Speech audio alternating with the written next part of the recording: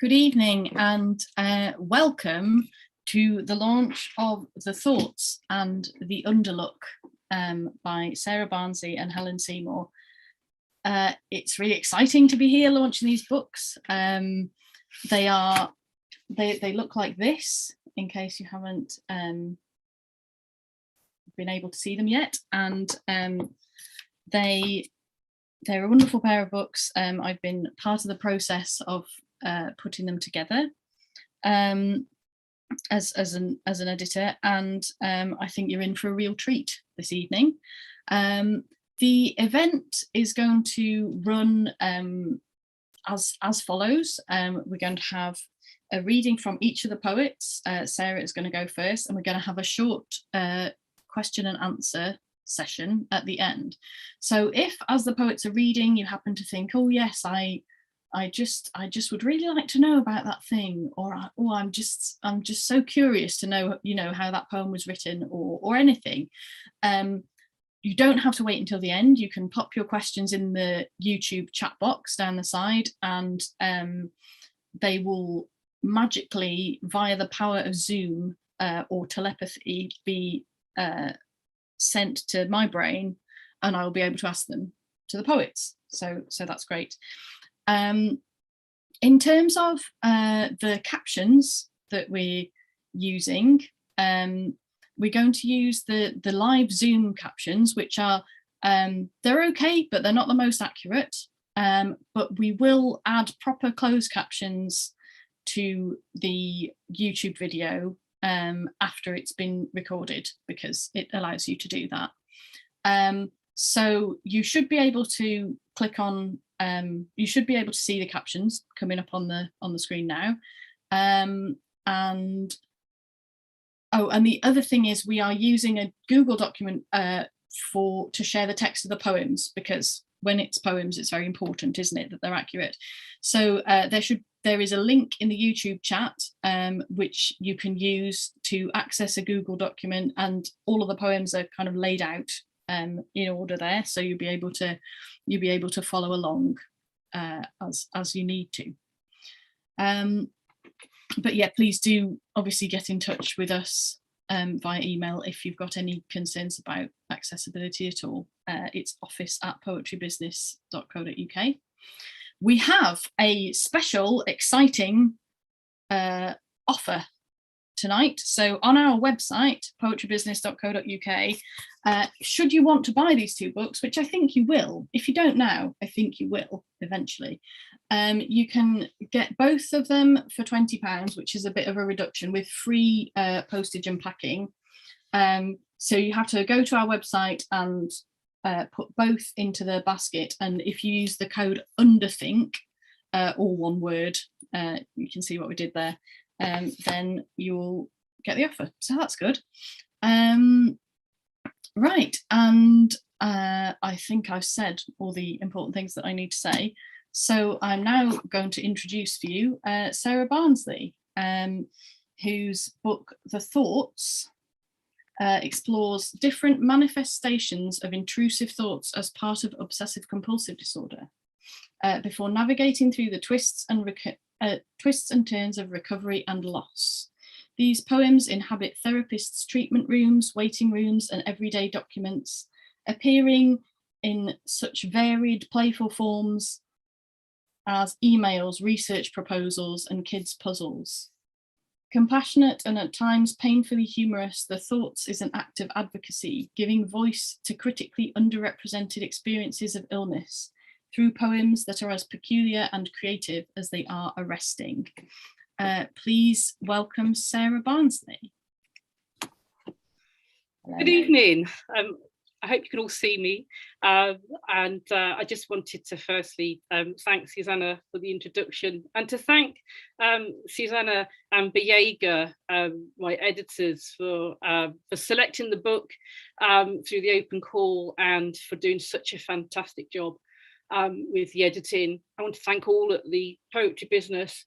I want to thank Helen, my co-launchee tonight, who has been really supportive in the run up to tonight, and whose book I absolutely adore. So I'm really looking forward to hearing Helen read. And I want to thank you, the audience, and all my friends and supporters this evening. I'm going to start with the second poem in the book, which was the first one I wrote as part of this sequence. It's called This Horse. There's this horse that can't eat apples. It's not that the horse doesn't like apples, or that its castle of teeth can't crush them, or that its leather satchel tongue can't collect the bits, or that its upturned welly of a throat can't tramp down the chunks. It's that one day, as it drew up an apple of no distinction, the horse had a thought. What if I choke on this? And the more the horse tried to swat the thought away, the more the apple grew, and the more the thought grew, until the horse felt it had Jupiter and all its moons in its mouth, and it couldn't breathe, and it was gagging, and its owner tried to reason with it, but the horse wouldn't be told. And over the course of a year, the horse visited the vet every Wednesday at 12, and the vet advised the horse to try an exercise where the horse had to choose a small globe from a bagged assortment and hold each one in its mouth in a series of graded steps. A robin's egg for 1 minute, a beetroot for 2, a cannonball for 3. And the horse had to commit to the process and tolerate the discomfort, and by all means note down its thoughts and feelings, but not respond to them. And none of this worked. And the only thing for the horse to do was to eat oats and practice radical acceptance of apples as something eaten by other horses in another place and time, as if all the apples in the world were locked behind glass cabinets in a museum with all the other things the horse's thoughts had forced it to give up. Cool pools, hugs of mud, low hedged fields. This poor horse stuck on a what if thought, and yet our brains are what if machines, incredible what if machines, and this can have positive outcomes.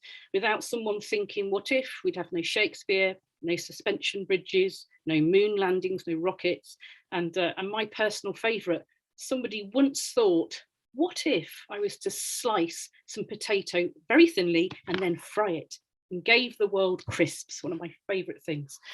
But this can also have a flip side, as the quotation from Edgar Allan Poe in one of the epigraphs of the book testifies to. In this epigraph, he talks about having a sudden thought, which is horrific. It occurs to him whilst looking down from a great height. He thinks, what if I was to jump? And who hasn't had a what if thought when confronted with such a possibility and inwardly shuddered? So this book explores intrusive thoughts as part of obsessive compulsive disorder. And I hope that the book reaches across our common humanity too, because OCD is, after all, a disorder that arises out of a universality of our brain's ability to think up what if scenarios. So in my next poem, I want to go back to the end of this horse, to the hugs of mud, and literally stand in the mud in a poem called Tainted Ode. Oh dirt, what is this madness? How'd you get me going so? I know you've kissed the necks of bins, the curbs' lips, the skins of bus seats. My darling dirty dirt, I know you've kissed a pug's arse. I think about you all the time, my love. I wait for you every night, put on clean sheets, wipe down the soles of my slippers, wash my hands before brushing my teeth, all because of you. I wonder, what is dirt doing right now? At parties, I glimpse you in the floor of my glass, in a beard, in a broken arrow of saliva, but I know in my head it's not really you, that you have better things to do, like sleep your way round town. I love you so much, I can't eat anything that comes out of the ground. Throw away tasty, in-date food at the thought of you. People say one day I'll meet the dirt of my dreams and then I'll have something real to worry about. Oh, dirt, no one can know about us. Meet me one lunchtime, but no texting. I want no trace of you. Dirt, what does it take to make you come? What does your face look like when you do? Dirt, I hate it when you don't get back to me. Don't tell me where you are. Dirt, I'm yours. Come, sweep me off my filthy slippers. Tainted Ode touches into common conceptions and also some misconceptions about OCD, that it's about cleanliness, the other popular idea being that it's about tidiness. And there is such a thing as contamination OCD and symmetry OCD, but it's vastly important to say that such themes cause the sufferer to, well, suffer. There's no joy in any of this. It's a disorder. And I guess I'd thought that was the extent of it too, until the day that my brain literally felt like it had broken through sheer terror of a what if thought that was nothing to do with dirt or germs. Unfortunately for me, my brain broke on the last day of our honeymoon. We got nicely sozzled on a wine tour in Avignon in the south of France, and we had time for one last cheeky jaunt before heading home. And there in the town square, there was one of those little trains, or the petit train touristique, they called it, where you can get on and have a leisurely whirl around the town.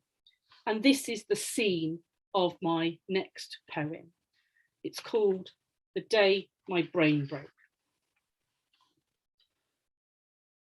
Was sunny, was warm in the south of France, warm with wine tour, were on honeymoon, was sunny, was changeable, warm in the ears, far from home, sunny between lightning, was warm, was hot, brought to boil in a bistro, sunny for everyone else on that tourist train, was suddenly hot, torture chamber on wine tour, in hot water, suddenly the main character, boiling in jail, was changed into a murderer, lightning strike chamber bolt, locked in a film, was sunny, was warm in the south of France, telling my lover things had gone weird, was hot honeymoon stuck on Le Petit Train, warm sunny wine on the old town loop, was stuck in a loop, stuck south of France, was sudden, was warm, was sunny,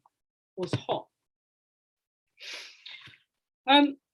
I've read numerous accounts of others living with OCD feeling the same, that a single terrifying thought suddenly descends and yuck, it sticks in the mind and it upends their world because it's so unwanted. It's ego dystonic, it's totally out of whack with their values. And part of the brain knows this, for I can think of no better summary for this experience than that described by psychologist Jonathan Grayson, who I quote said, "It's as if you have simultaneously lost your mind and at the same time are so sane that you are witness to the loss." So this is a book about intrusive thoughts, but also the attempt to get relief from them through compulsions. And the next poem I'm going to read is one where I've tried to bring the idea of compulsion into the very form. It's a poem on checks, literally, but also visually. Poem on checks. Check your inbox. Check you haven't sent porn. Check where they've got to. Check you haven't killed them. Check you heard correctly. Check you can't be sacked. Check the bathroom's free. Check it's your blood on the tampon. Check it's them, not you. Check it's not schizophrenia. Check if it'll be sunny. Check you can't go blind. Check your bank balance. Check they cannot sue you. Check the pH levels. Check you haven't drunk the bleach. Check there's enough paper. Check your letter isn't sexy. Check the joint is properly cooked. Check it isn't drugs. Check your tax return before filing. Check you've not committed fraud. Check what time we're eating. Check your pans for poison. Check your breasts monthly. Check it's not indecent exposure. Check your chin for toothpaste. Check you haven't slashed your throat. Check the news online. Check you've not brought down the government. Check no one saw your pin. Check they can't pin it on you. Check directions for use. Check it can't get in your bloodstream. Check with the doctor if symptoms persist. Check it's not meningitis. Check there's a seat spare. Check it can't get up your arse. Done? Check it all again. I guess the black and white check cloth of the poem is also an attempt to evoke thinking error or cognitive distortion associated with OCD and other anxiety disorders. That's of black and white thinking. And another thinking error common in OCD is magical thinking. And my next poem is my take on that. It's at this point that I'd like to welcome some special guests to the reading. I have here a Shakespeare and the Mark Twain. Let's pop them there. I've got a James Joyce and I've got an Edgar Allan Poe. But it's this one who is the star of my next poem. I'm an academic. I teach in an English department, and one of my friends got me this group, which I for Christmas, which I keep on my bookshelf at work. But it's this figure who's the star in a poem called Virginia Woolf Has Fallen Over. Virginia Woolf has fallen over, and this means someone will complain about me. The car that overtook us on the A23 at 10 a.m. last Sunday in clear conditions, skidded 90 degrees, recovered it and carried on, will overtake us again, but this time we won't be so lucky. The red nail varnish on the train table where I put my laptop this morning was not red nail varnish, it was contaminated blood. My throwaway comments in a cafe have been recorded. I have an undiagnosed heart condition. I've ingested dried superglue left on scissors used to cut open a finger of UHT milk, subsequently poured into an unwanted coffee, which, for the sake of good working relationships, I was compelled to accept. And while I've now stood Virginia Woolf back upon the shelf, I can't remember which book she was originally in front of. And this means someone will make a complaint about my throwaway comments in a cafe. My heart will give way from the sight of a car skidding. We will skid, some of us will die, and it will be because my lungs are superglued together. Some of us will need a blood transfusion, but it will go wrong because they will use red nail varnish. I'm now stood in front of Virginia Woolf, staring, wondering, what would happen if I turned her 90 degrees to the right, painted her nails, superglued her feet to the MDF? Would everything be okay? Would she complain? When my OCD got really bad, I fell into a deep depression. Not surprising really to think of all the years I'd spent with horrible thoughts and exhausting rituals in an effort to get relief. And this poem arises out of that experience. It's called Today You Went to Lunch with a Cave. It wasn't the first time, so your eyes didn't widen when it arrived, trying the door first frontwards, then side on, like an overgrown shore crab. The waiter took its shabby medieval cart as the cave sloped into its seat, spreading its grey slabs around like dusty skirts. The table next to you stared deep into the cave's mouth. It performed a polite smile of rock and lichen, debris breaking at the corners like torn bread. You asked the cave how it was, talked about the weather, what a nightmare the bus was, but there was no echo, and you wondered if you'd got the right cave. You lobbed in more words, some sharp as flint, others smooth as shale, and you heard in the distance contact with water, the sound of weighted objects plummeting, and you knew that this was your cave, all right, the cave you drifted into one spring day on a Cornish beach and buried secrets in disturbed sands.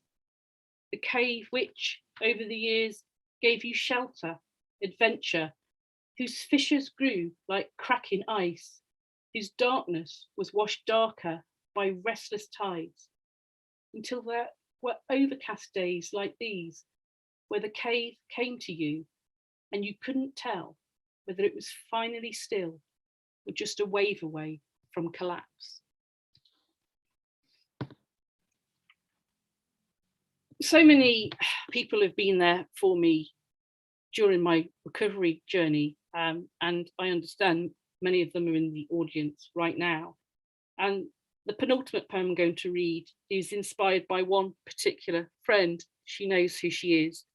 But tonight I'm reading it for Charlotte, Di, Angela, Tasha, Rachel, Sal, Anne, Maura, Kat, and Joe, with love.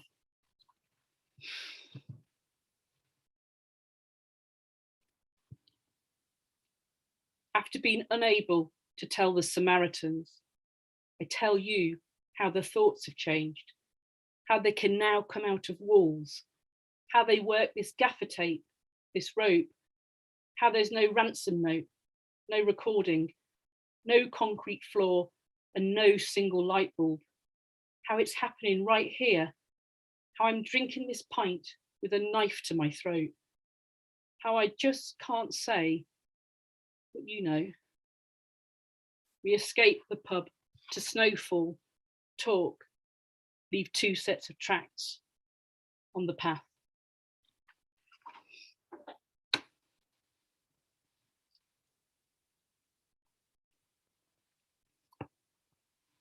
So the last poem I'm going to read is the title poem of book. I decided the book's title pretty much from the beginning. This was always going to be a book, and a book about intrusive thoughts ganging up in the plural. Then about halfway through the journey, I found myself thinking about this handout that I'd been given in treatment. It's called Normal Intrusive Thoughts. It appeared on the handout in a jazzy, huge font. Normal intrusive thoughts. And it's this huge list of types of intrusive thoughts, including such things as jumping off a high place, brings us back to Poe, insulting strangers, breaking wind in public, wrecking something, and so on. And on this list, next to each type of intrusive thought, are given some percentages of people in a research survey who said that they have had that type of thought. And none of those surveyed declared a diagnosed mental health condition. And the percentages are really interesting, and none of the 52 plus thoughts scores a nil response. So I took some of the normal intrusive thoughts from the list and I played with them and rewrote and reset them into the title poem to generate a story. And you'll see in the kind of form of it, I've also got, just show it now. So the poem's here, a couple of columns to the right. I kind of play really on the kinds of questionnaires I've done in treatment. So it's kind of an audience participation poem. If you want, you could complete the survey and tick along as I read along. You don't have to, obviously, but I do issue one warning. This this poem contains adult themes. Driving into a window while choking family member.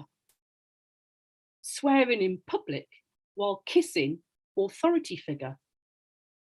Sex with authority figure while removing dust from unseen places. Home unlocked, intruder there, while catching sexually transmitted disease. Fly blouse undone in front of authority figure who is choking family member. Driving authority figure into a window with fly blouse undone, ready to catch a sexually transmitted disease. Sex with window while removing dust blown up by authority figure when driven into window swearing. Hitting animals or people with car while removing all dust from floor. Disgusting sex act involving windows. Taps left on, home flooded by disgusted authority figure. Holding up bank to pay for repair of scratched car paint caused by hitting animals or people with car. Grabbing money from naked strangers in bank. Catching sexually transmitted disease from money. Naked authority figure hitting animals or people with getaway car. Sex in public with authority figure in dust-free car. Car unlocked, intruder there, grabbing money while authority figure has additional sex with window. Disgusted naked strangers swearing in public, breaking window and hitting people having sex in dust-free cars while removing unseen money from unseen places. Authority figure choking naked strangers. Kissing authority figure while holding up second bank with fly blouse undone in front of disgusting windows covered in dust and sexually transmitted diseases. Thank you.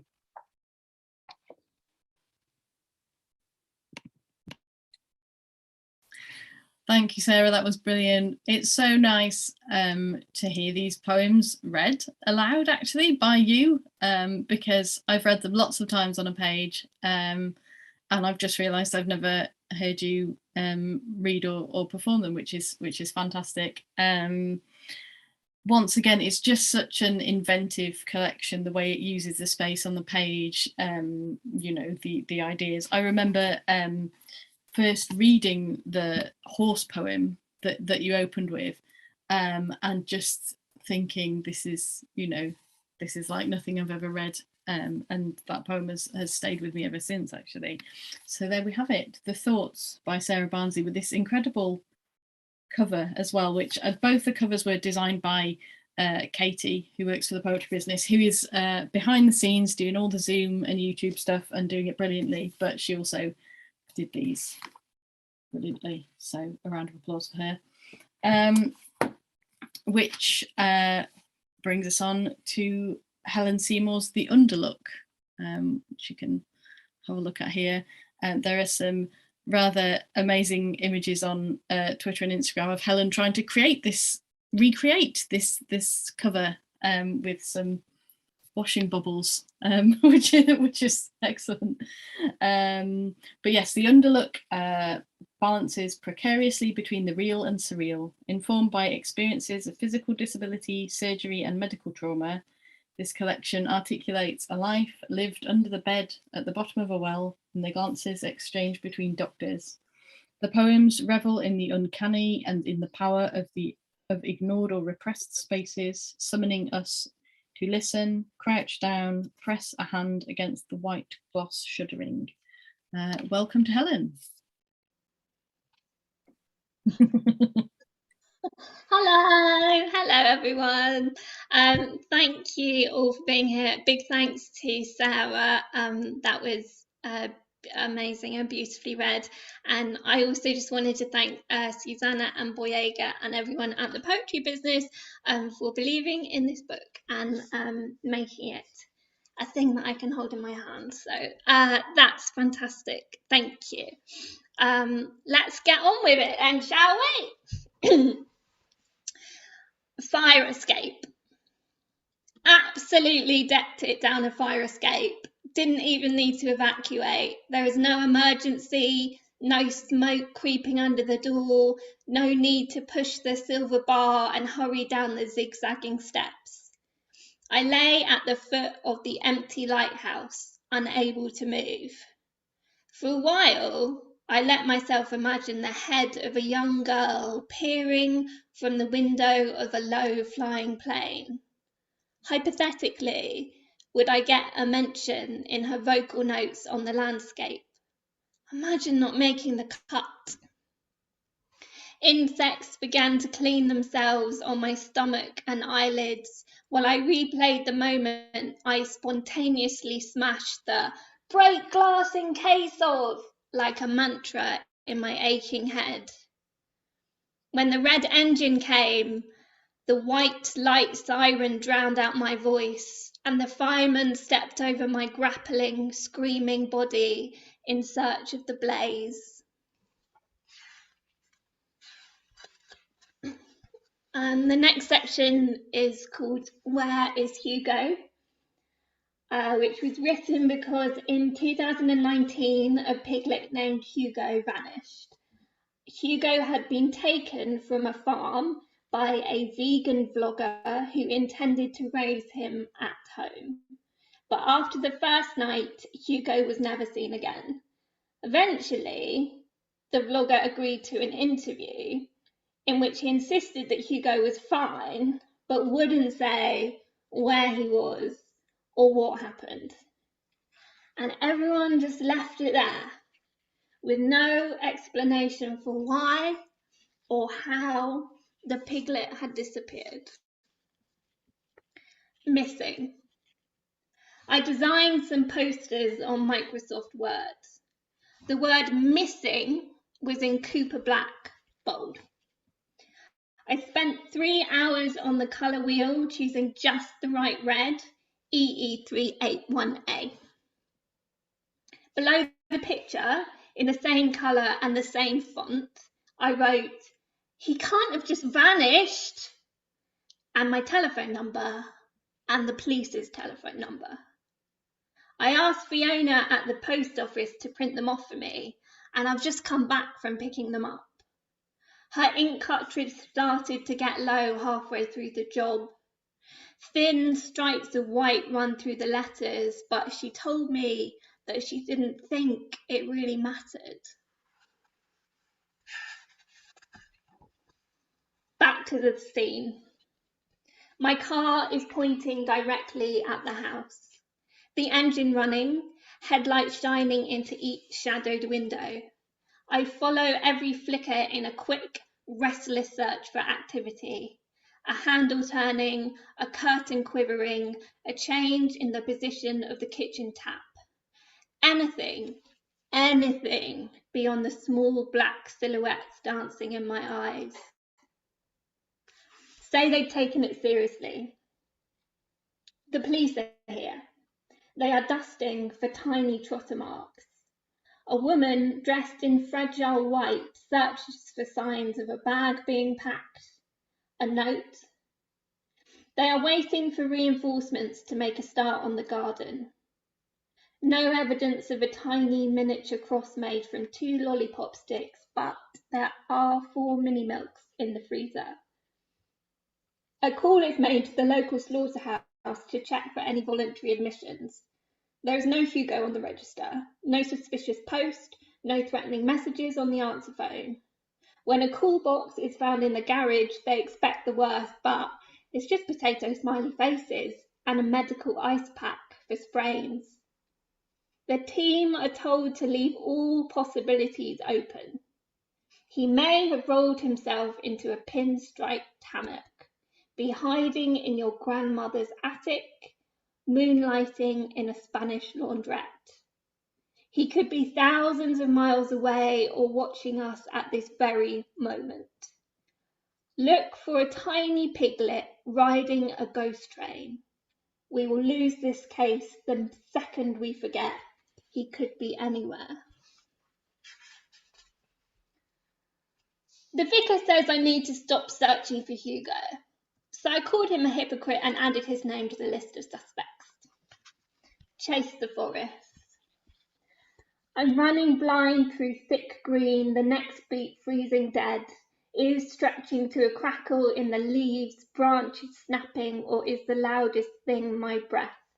I'm second guessing the silence, double crossing my own trainers, drenched and unlaced.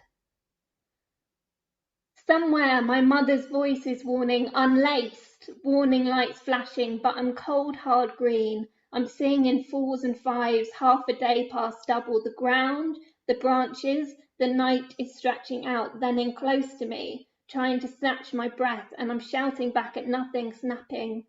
Using my gut as a fleshy compass, snapping back and forth between feeling unlaced and having this sewn up together. My breath expelling hazy ghosts against the green. I don't pause to watch, but I know they're stretching into nothing. Stars pulse out, the moon spent double. Running green through thick blind, the trees double. They're snapping, snap, I'm snapping, whack the ground and feel my body stretching out onto the muddy earth like I'm roots unlaced. Ghosts are expelling me against the murky green. Lungs stutter in the rhythm of the in and the out. Breath, can you really know your own breath? Can you tell between yours and your double? I can't even pretend this forest is green anymore. The dark set in so quickly. It's snapping, every colour out of sight. My mouth is unlaced, a guttural scream of a girl or a guttural girl stretching. I'm coiled now, there's no stretching left. My legs on empty, red light breath, a flickering compass, my fleshy gut unlaced. I'm cold, hard silence and trying to double back the way. Hear a crunch, snapping. I'm sewn up, paused in the hidden green. I'm not going to leave this green yet, despite unlaced laces stretching like a mouth for breath. I can double down, snapping a long scream into hundreds of calls for the same small name. And the last poem in the Hugo section is Fever Dream. I'm suckling on the air valve of a bouncy castle, breathing in the bumps. Shoes scatter the ground, but I can't find a pair. Every time I try to join the jumping, I deflate. A child pulls my arm into a dark blue playhouse. An old television connected to a plasticine plug socket shows black and white footage of a woman trapped in a red telephone box, banging on the glass, rattling the door. It ends with her giving in and picking up the call before looping back to the start.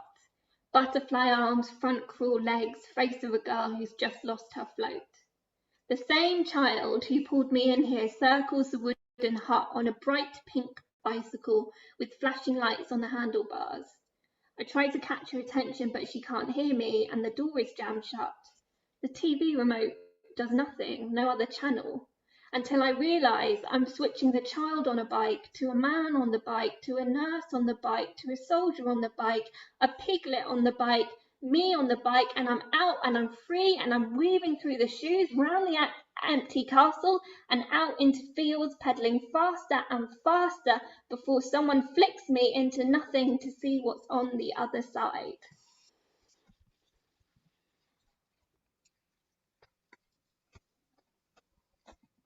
Silver Shell Girl.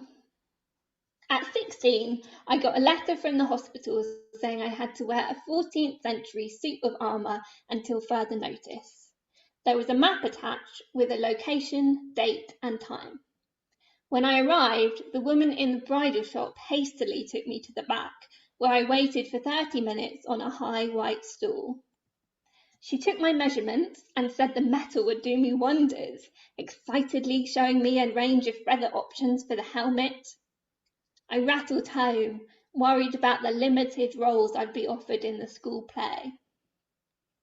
Frequent trips to the toilet were needed to oil myself, trying to stop the squeaking that grew louder than my own voice.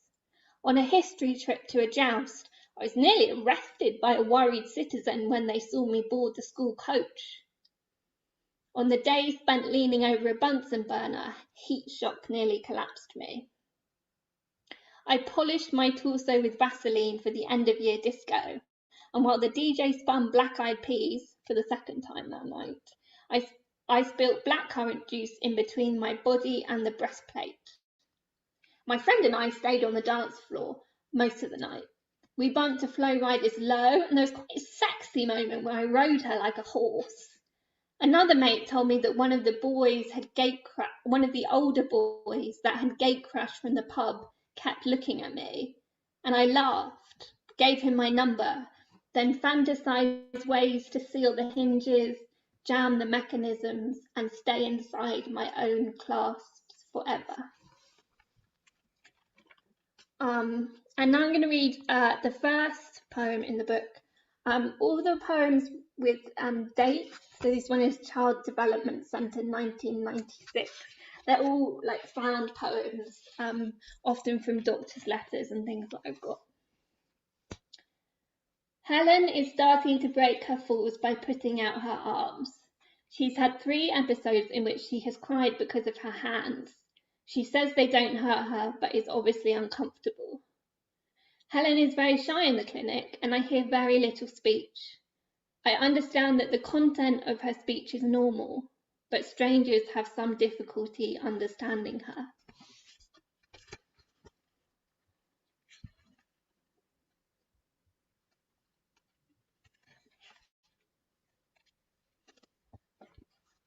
Witness protection.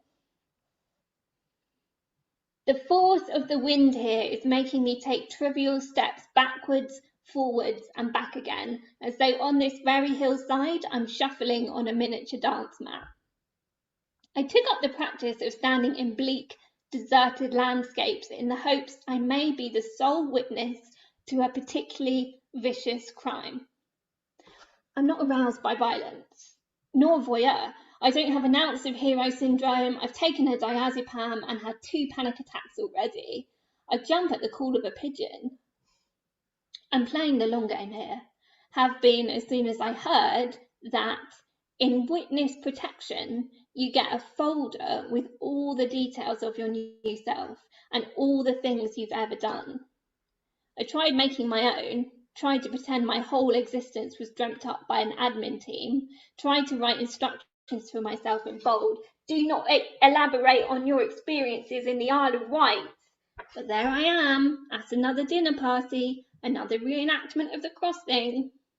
It'd be far easier if it was all an invention, if I knew every detail of my life was made up, certifiably faulty and incorrect, not worth a second thought, light enough to go in a folder.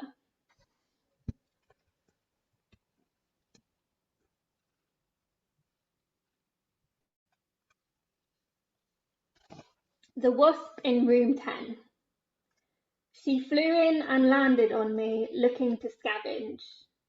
I screamed, but the sound came out of the wound. She heard it like apple juice, crawling towards the bandages, ready to burrow in and collect. I called for hands to tweezer her out, but they just rested on the metal frame and left.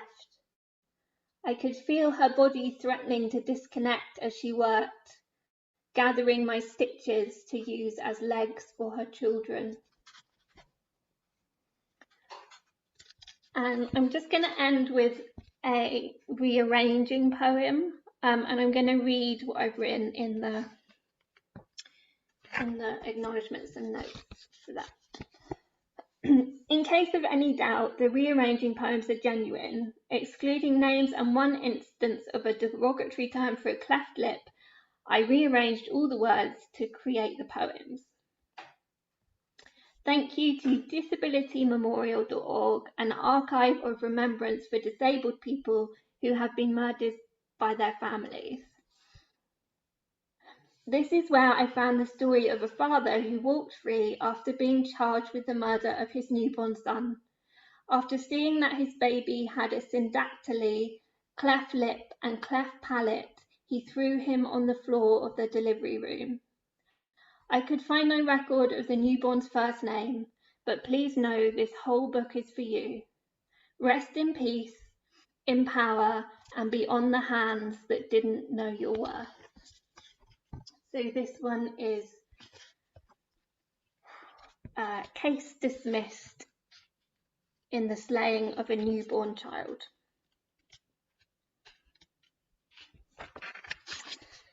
Oh no, it's case dismissed in slaying of deformed baby, and it's an LA Times article from 1990, which was 2 years before I was born, and I've rearranged all the words to create this.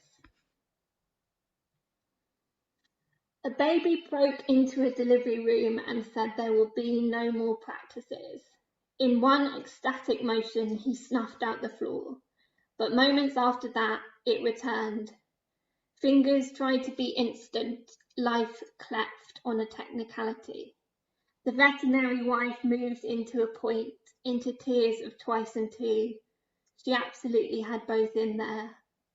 Murder juries the judge judges the court, clients the veterinarian, her attorney for his attorney, his assistant the state, his states to state, of in case, charges the proceedings, jury the boy. His attorney met the years in defence, said who did to that, said who said, contended this, on and not, argued at, been made to, dismissed when, have left. Done. Slammed 1, slammed 7. Bring in a realising. Murder appealed the murder. Sustain. Trial the trials. The insanity born in that terrible final state that had driven on, ruling with the delivery. The charges after the evidence. Argued the condition was on trial. Dismissal over. And a go granted. The son cannot deserve a lesser state. Excuse medicine hung child against pallet. Ended appeals webbed on the floor. Deformities did not judge. His attorney defects. The South creature hung on his slaying circuit, killing charge. His newborn son was not a temporary child. He had not deserved such a horrible after. The suburb ruled. The room was enough. Charge against a fate of dismissal. It's the boy against his birth.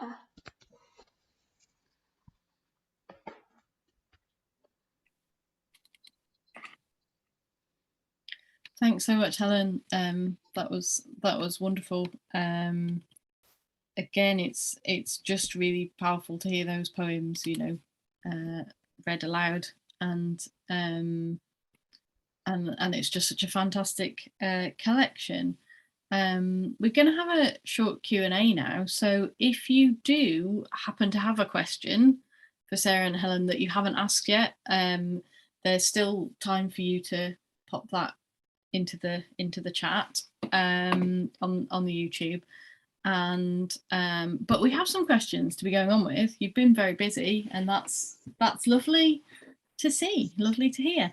I'm going to start by asking, both of your collections are quite strongly themed, I think it's fair to say, and I was just wondering if you could each talk a little bit about the process of writing the poems, but also how you kind of found that they hung together and how you structured the collections as well. Helen, do you want to start with that question?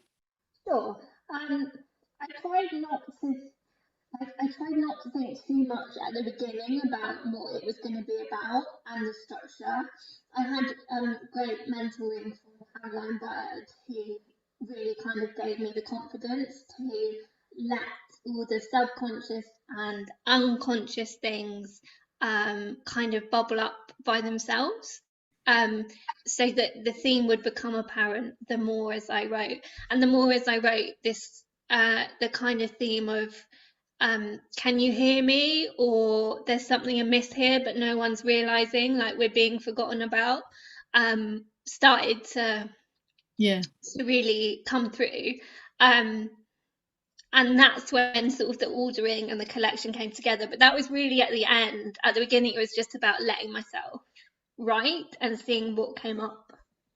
Sometimes if you point yourself too hard in a particular direction, you end up kind of closing yourself off to things, I guess. Do you think? Yeah, definitely. I think that had been something that I'd done before. I've never written a book before, but in terms of writing, sort of deciding what it was going to be about beforehand, and then you don't surprise yourself or come up with some things that maybe you would never have done. Yeah, absolutely. I think that makes a lot of sense. Sarah, how do you feel about that? About the process of writing the collection.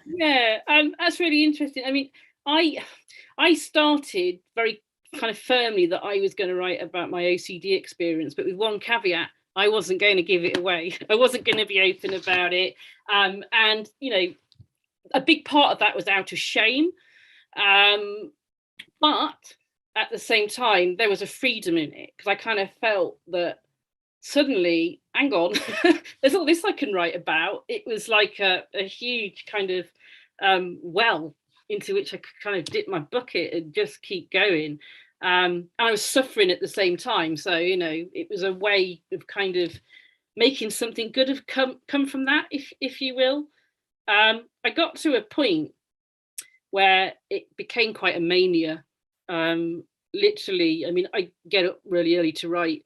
And there were nights where I just didn't want to. I was like, get to sleep, go to sleep, because I want to get up, and I would be writing furiously as soon as, you know, I woke at 5, often earlier, and I went through a phase of writing what I kind of affectionately termed my cup of soup poems, because it felt like they were kind of instant. Of course, you know, in most cases, not all, but in most cases, there was a lot of work after that kettle had been poured on the granules, as it were.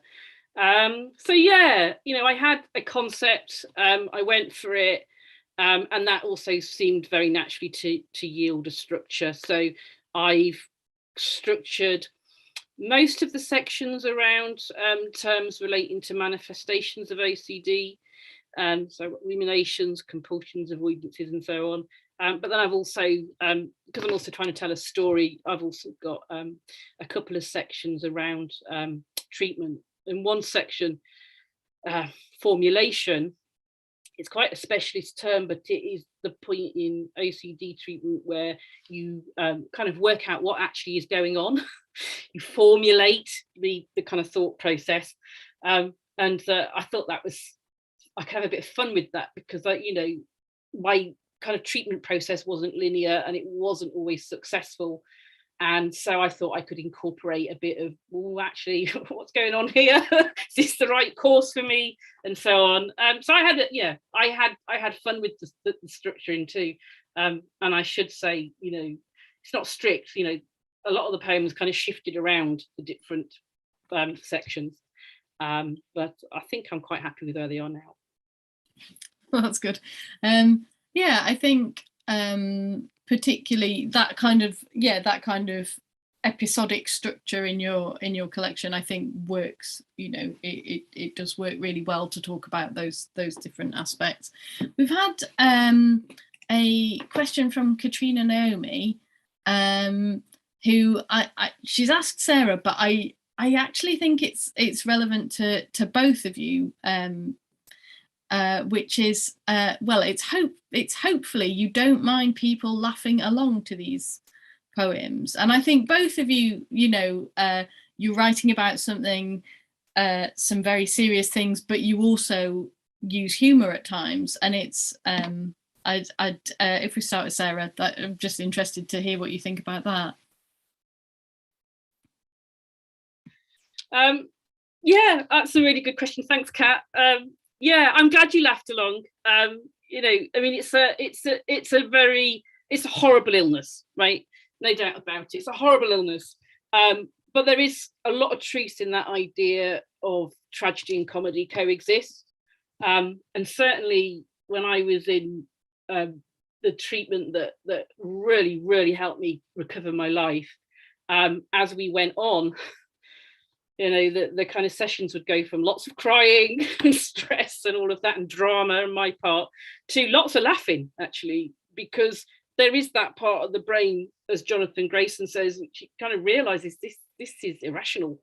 And some of my thoughts have been plain ridiculous. So I kind of wanted to convey that.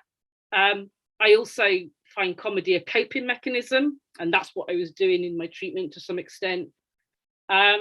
And also, I don't know, Thich Nhat Hanh, if I've pronounced it correctly, a Buddhist monk who kind of led mindfulness around the world. He died recently, and one of the things I've really kind of taken from his teachings is this idea of it's not enough in the world to suffer, you must also touch joy. And I found that really revelatory. So, I hope in a way that the comedy kind of, has a function of joy in the collection as well. But that's my response. Thanks for the question. I'd love to hear what Helen has to say. Yeah, totally. Please laugh. Please laugh along. Yeah, I mean, I don't know.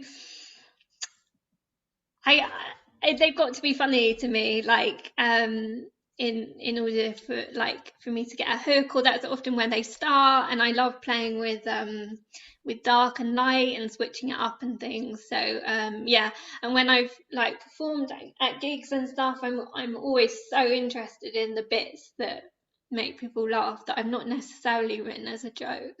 And everyone's laughing, but then like a joke that I think is really funny, nothing. So I've never said right, but yeah, yeah. And also, once I'm reading them out and you're the audience, or you've got the book, they're then for you, so you can laugh at the most serious one if you want to. I'm not here to tell you not to. No, I think that's, yeah, I mean, it's really interesting to hear from both of you on that. I think we always, I did theatre stuff at school, and we always used to get told you have to make the audience laugh before you can kind of make them cry. And I think there is something in that like a funny poem can be sadder than a sad poem, actually. And it's just that I don't know, there's something about that process that kind of opens you up to really understanding what's going on. And yeah, maybe not explaining myself that well there, but so you are both part of the wave of pandemic poets now, aren't you? You have both published your collections in January, as part of, during a pandemic, as if you needed reminding, really. I'm sorry about that. We have talked in setting up this event and talking about, how to launch the collections in general. We've had quite a lot of kind of interesting discussions about the balance of online and live events and how that is going, and how that is, how we're kind of managing that. And I was just wondering if you had any thoughts about or hopes for the future of poetry events, because I think that's all a bit up in the air at the moment. Helen, do you want to go first? Sure, yeah. So for the disabled community, so a lot of the book is either directly about experiences of me having major surgery, or just growing up from childhood having a disability that affects my muscle weakness and fatigue. I think the hope that there'll be more things like digital launches as we carry on is really needed, because in-person events just aren't accessible for a lot of people.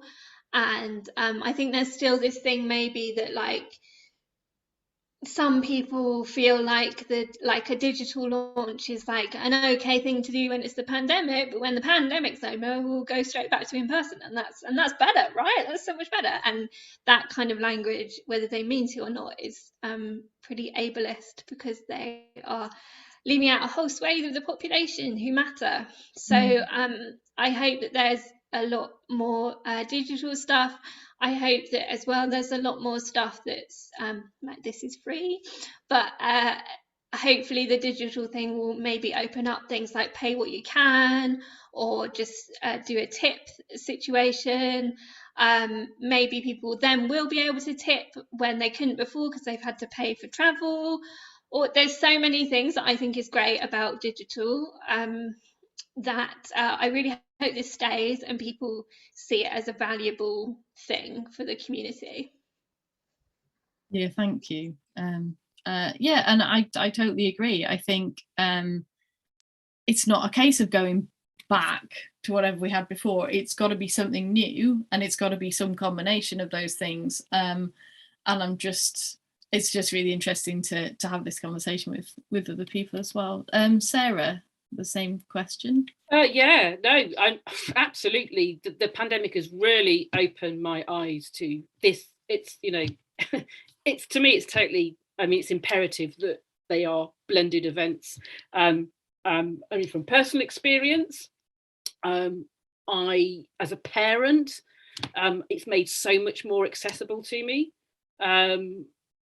Also, I was kind of thinking about affordability. So Helen was talking about having a kind of much more accessible system of kind of, you know, pay what you can or want or what have you. But added to that, numbers of readings I used to go to in the old world, where it would be travel, drinks, buying the book, maybe traveling to a different city. And if it was just before payday, you know, I'd be like, oh, I don't know. And, you know, it'd be difficult on that level. And then also, I kind of, you know, there have been days where I just haven't felt well enough or wanted to kind of see people, or for them to see me. And so from a kind of, you know, social anxiety point of view, it's just made it a lot more attractive, the idea that, you know, if I want, I could watch online and I could sit with my camera off and that would be absolutely fine. So I think it's imperative that that we have hybrid events. I also know from my chats, it's, you know, the technology, you know, is there, but there's other factors. But honestly, I'm utterly committed to kind of making that move. Yeah, thank you. Yeah, I think we're talking about it so much now, you know, in these kind of setups and in arts organisations in general. It's just really interesting to, yeah, discuss that a bit more widely as well. We have a few questions. We've got a question from Louise, actually, who wants to ask Helen about the mentoring process. You mentioned your mentoring that you'd had, and how that helped with the development of the book, which you've already touched on, but maybe you could say a little bit more about that. Yeah, definitely. So I got a Develop Your Creative Practice grant from Arts Council England, which was so important for the creation of this book, which meant that I could have some mentoring sessions with Caroline Bird, and really just hearing her wisdom on it, me sending some poems over to her of like early drafts, and she could kind of identify where I was maybe going wrong, or maybe always getting into the same pattern of writing, and giving me a confidence to really be brave and try new things. Like there's one of the ones I read was Chase the Forest in the Hugo poems, which is a sestina, which I had never heard of, but it's like a kind of form where the same words are on the end of each line and then in a different order, and I would never have tried to write that or done that before, or the rearranging ones I probably wouldn't have done, because it's so important as well to be able to send things to someone who's on the journey with you, who understands where the collection's going, to kind of see like, yeah, this is coming together. So it would just be like Zoom meetings, if you are asking about the practicalities of it, once a month or every few months, something like that, and we just chat, and it was good because I could send her ones that were never going to make the collection and were really rubbish. But it was all about play and experimenting, so it didn't feel like serious and heavy, which is great. Yeah, I totally agree with that. You know, you've got to, a collection isn't just the poems that are in it, is it? It's all the stuff like around the edges that was like, oh, that idea was really good, but it doesn't quite, you know, think that happens a lot. Sarah, did you experience some of that as well, do you think? Poems that I didn't use? Yeah, that kind of, I don't know, the cloud of stuff that's around the collection, if you like. Yeah, I mean, I'm glad I didn't send you the collection I thought I'd written a few years ago, because, you know, like I said, I was too ashamed to mention OCD, and I actually thought at the time, or rather I convinced myself, oh, I'm being really clever, actually. I've got this fund of material and I'll use it to write wacky poems and what have you. And then, yeah, I had some really good advice from a couple of people, actually. And one person who looked very seriously at the book and kind of was just so kind and generous with me and said, there's kind of like a flaw here, and I don't quite know, you know, what the story is. And I thought about it. I thought, I can't tell this person, because I was deeply ill at the time and deeply in shame. But going through treatment, just got to the point, I am going to say it, I will say it, I will. and actually, I'm really glad that, you know, I lost so much of the kind of early stuff to produce a story, which, you know, still I feel vulnerable about and what have you. But I absolutely, yeah, there's loads of poems that you know, I'd written during my cup of soup mania and also around that, which are not in the book. Yeah, I kind of feel like you have to, I don't know, you have to kind of write lots and lots and lots to get the one. It's a bit like the way that, you know, painters will paint the same thing over and over and over again, and then there'll be the one that's in the exhibition, and so on and so forth. So yeah, so that's my approach. Yeah, no, I can totally see that. I like this idea of a cup of soup poem. I think I'm going to take that with me from this discussion. Tomato and vegetable, that's the flavour. We don't want any mushroom and okay, you know, yeah, that's the flavour. Yeah, no chicken. Good to know. Okay, I'm going to ask one more question. We've had quite a few, actually, but I'm just gonna ask one more because I'm kind of conscious of time, and then we're going to hear a final poem from each of you, and then we will we'll close the evening. Both collections include poems which are, I think this came from Sharon Olds, this expression, but they are apparently personal poems. And I was wondering if you had any particular techniques that you use when writing a poem that is autobiographical, or at least close to being autobiographical. And also, do you find ways, or how do you find ways to link the kind of more personal writing to wider themes as well, to ensure that it kind of connects? Sarah, do you want to answer that first? Yeah, sure. I really love that quotation of apparently personal. It really resonates with a brilliant insight that I think I'm quoting correctly here from Caroline Bird, whose work I absolutely adore, where she says something along the lines of, I've written the truth, but no facts. And I think that pretty much sums up what I've tried to get to. I've not written a memoir. I've written poems, partly because it's my language, really, how I communicate and kind of, you know, how I engage with the world. But also I kind of find that kind of using the imagination and making stuff up and playing with it actually gets, for me, to the truth of the experience of OCD, more so than if I was able to tell somebody, I guess. So, for example, one of the poems in my collection starts with, you're to go round licking toilet seats. And when I read that poem, people gasp and so on. And it's horrible. It makes the reader think, oh, what is it like to lick toilet seats? I don't want to hear this. Hopefully, well, not hopefully, but I guess what I'm trying to do is evoke disgust, really, of the kind of disgust that I felt, you know, in the olden days of going into public toilets, or toilets in public, rather. Sometimes I still do on bad days, but yeah, I kind of want to tell the truth through through actually not giving facts, as it were, through playing and distorting and rearranging them in order to give you something really truthful about my inner world, I suppose. So I'm not sure if that entirely answers your question, but that's my approach to this idea of apparently personal. Yeah, absolutely. That it doesn't have to be what happened, because actually, you know, no one really cares what happened, but the feeling of it and the, you know, what you can create by, you know, giving that same experience, that discomfort or that disgust to someone, whether it happened or not doesn't matter, does it? That's how it works for me. Yeah, thank you. Helen?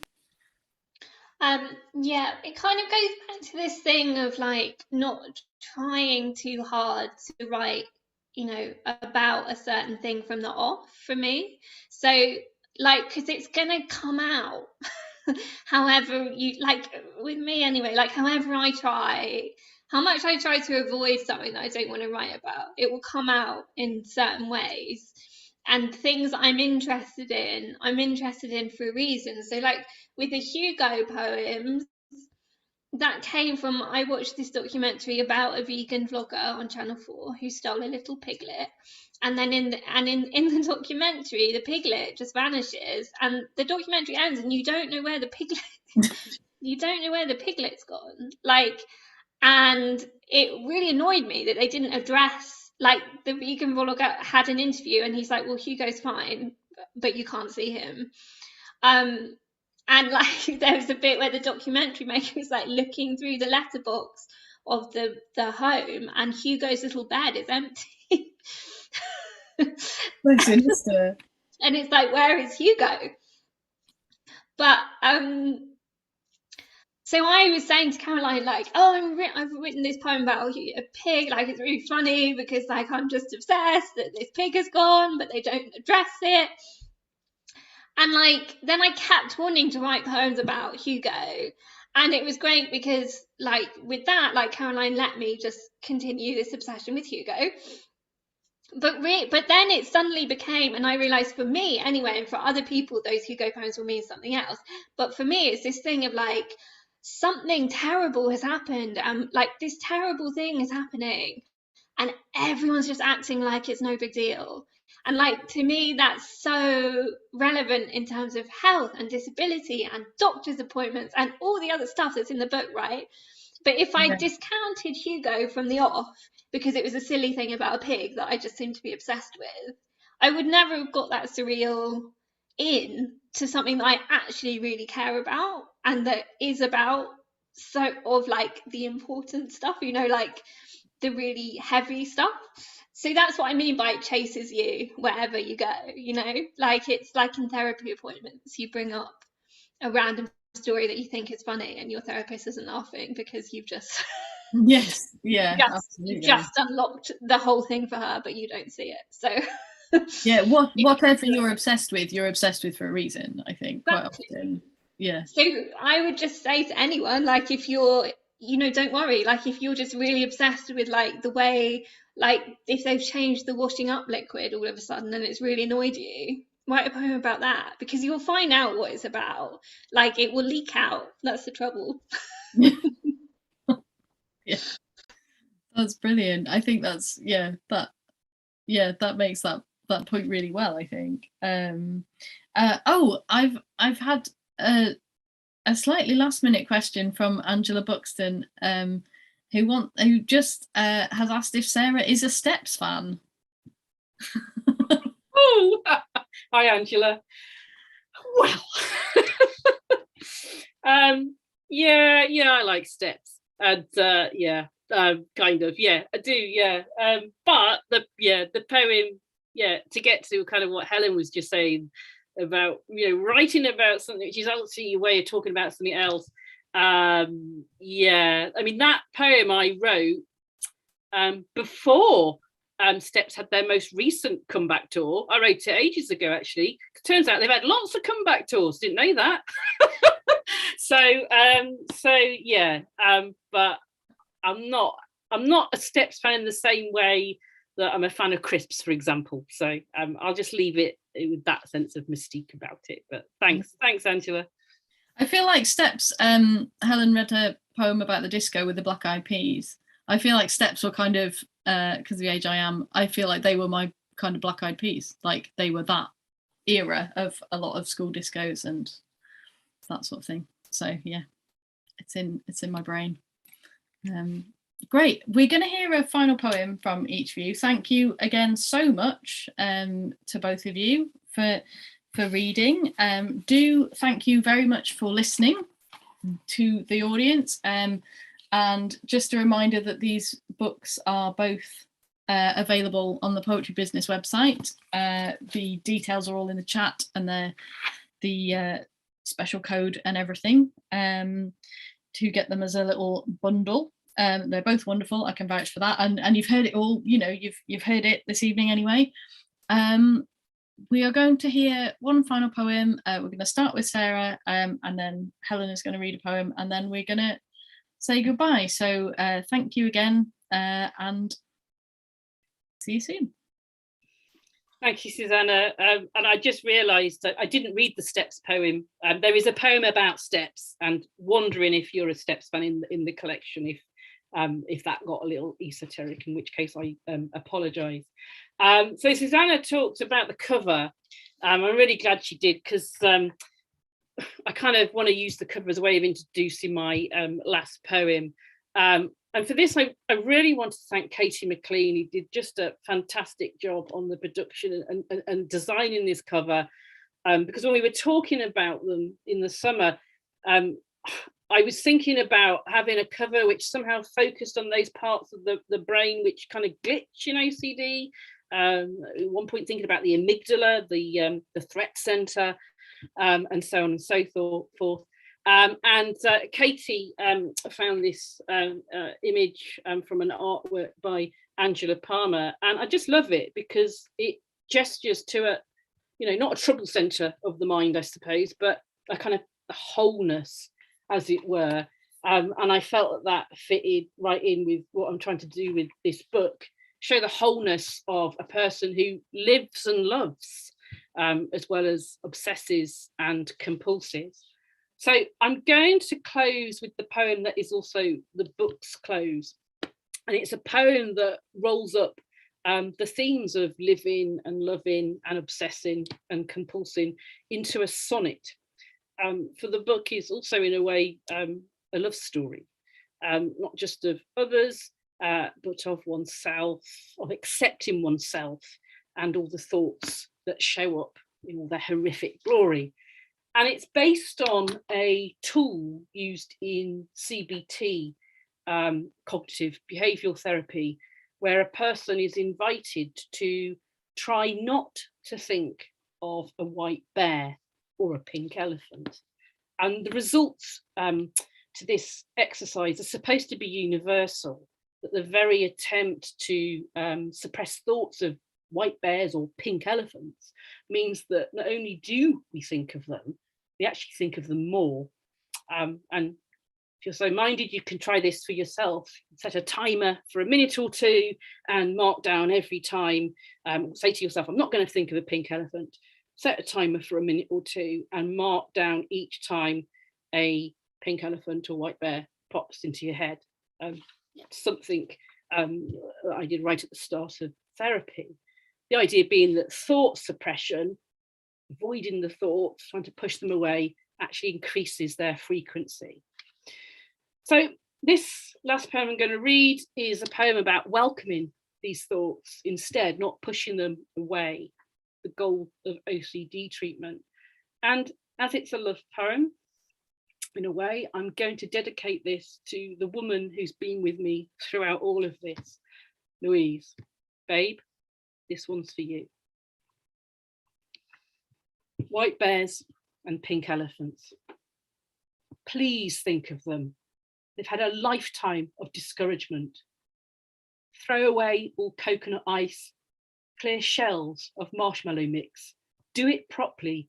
Think white equals bear, pink equals elephant.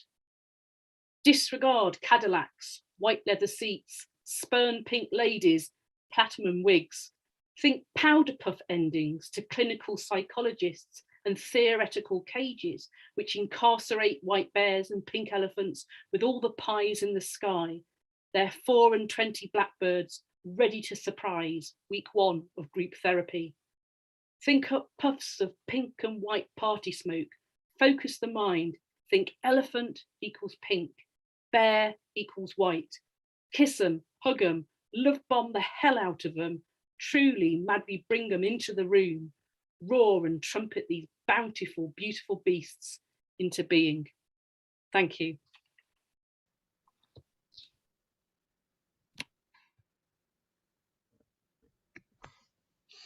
That was brilliant. Thank you. And thank you to everyone and for everyone's questions. I'm going to end with one called, well, this is awkward. I'm going to do it. I'm going to fucking do it. Look, I've taken my shoes and socks off. That's fucking serious. And look at what I'm doing. I'm putting the note in my shoe. My right, no, my left, yeah, that's where I want it, in my left shoe. Right. In I go. I'm going in. I'm going into the water. Ah! My foot. Bloody, that was a very sharp pebble. Up to the ribs now. I'm just going to wait here now. Just for a minute. I sort of need a shit. Should I just... I think it might mar the feeling of euphoria I read about. For me, anyway, should I just shit in the sea? But what if it chases me? Oh, you are kidding me. Who the fuck is... It's 5 in the morning. Why the fuck is he in the sea? Oh, Jesus, he's seen me. Oh, fucking hell, he's waving. Right, yeah. Hiya! Don't come over, don't come over, don't come over, don't come over. He's waving over. I can't fucking believe this. Where did he put his shoes? Oh, he's still wearing his shoes. Should I be wearing mine? I don't know why I took them off. I think I just wanted somewhere to put the note. Where did he put his note? Ah, under a rock in the car park. Oh my God. Oh my fucking God. They're going to think we did this together, like a pact. No one will believe we're strangers. We'll be next to each other in the paper. There'll be a complicated inquest. What if they bury us together? I wouldn't like that. I've only ever had a single bed. I'm going to wade back to put a PS on my note, explaining, okay, pen. Just a coincidence about the other guy having the same idea as I did. And then I still got space at the bottom. Is that okay? Do I need to sign it again to prove it was me? Should I have written more? Drawn a picture? No, not a picture. Although, should I put another kiss? I only put one kiss. Will that be enough? I should reread it to check. Oh shit, I've made a few spelling mistakes. Shall I cross them out? Will they know what I meant?